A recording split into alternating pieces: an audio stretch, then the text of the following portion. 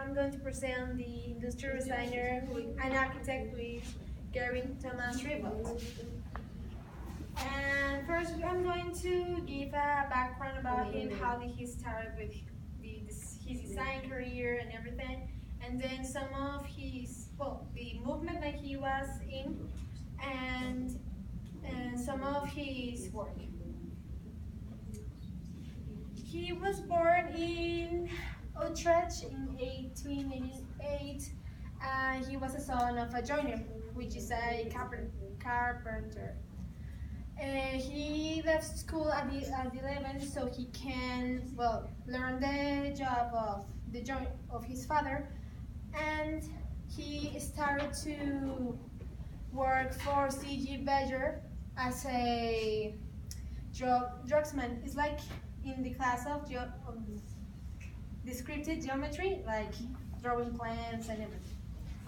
And by the time of 1970, he opened his own workshop, and he was the one that teach himself painting, drawing, making models.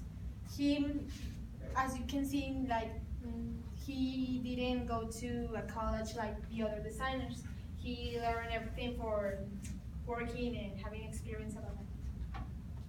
And he was a very important person that joined the Stitcher movement, which in Dutch is for the style.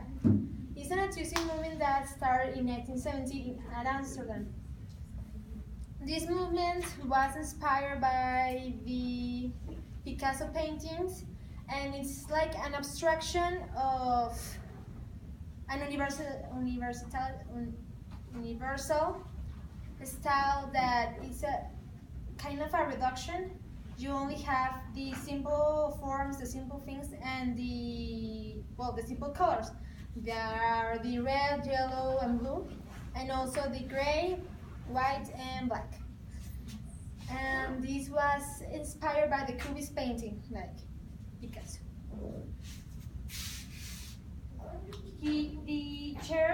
The red and blue chair that he made is one of the best representations of the studio style. And you can see that this chair is also, it has different layers, and if you can notice here, every piece is independent. Every piece in here, they do not intersect, and that is what is interesting about this chair and about the movement. And that's why this is a good representation of that movement.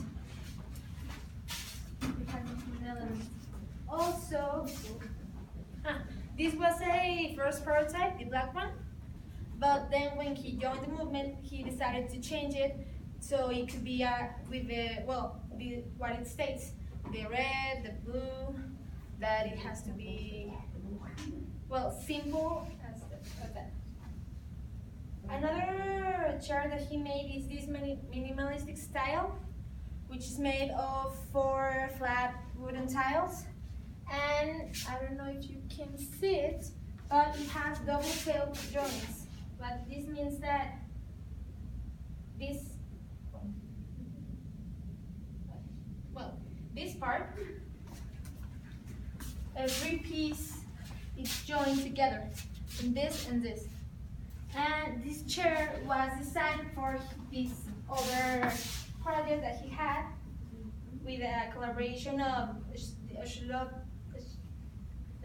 and Schroeder widow that wanted to make a house for his kids after her husband died.